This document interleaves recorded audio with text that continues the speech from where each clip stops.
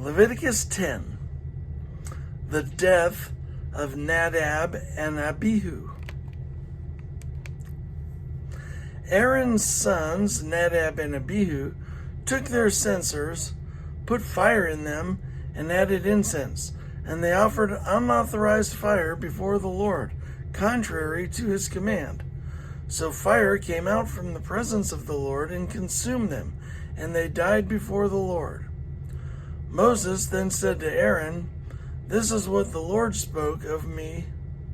This is what the Lord spoke of when he said, among those who approach me, I will be provided. Among those who approach me, I will be proved holy.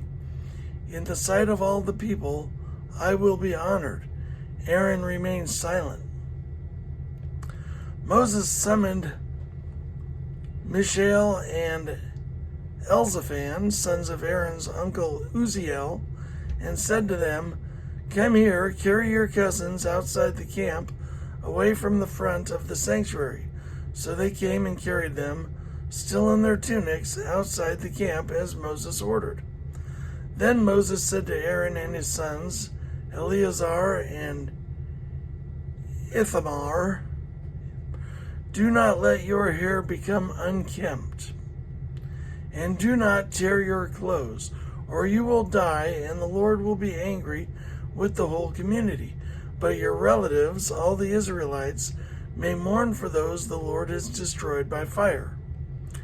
Do not leave the entrance to the tent of meeting, or you will die, because the Lord's anointing oil is on you." So they did as Moses said.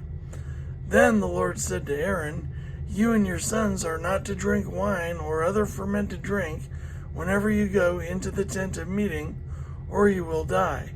This is a lasting ordinance for the generations to come, so that you can distinguish between the holy and the common, between the clean and the unclean, and so you can teach the Israelites all the decrees the Lord has given them through Moses."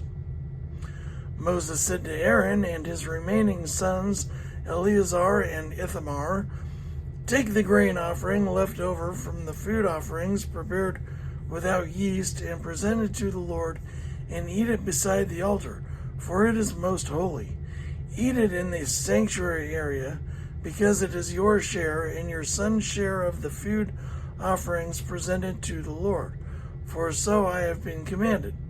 But you and your sons and your daughters may eat the breakfast that was waved and the thigh that was presented. Eat them in a ceremonially clean place. They have been given to you and your children as your share of the Israelites' fellowship offerings. The thigh that was presented and the breast that was waved must be brought with the fat portions of the food offerings to be waved before the Lord as a wave offering.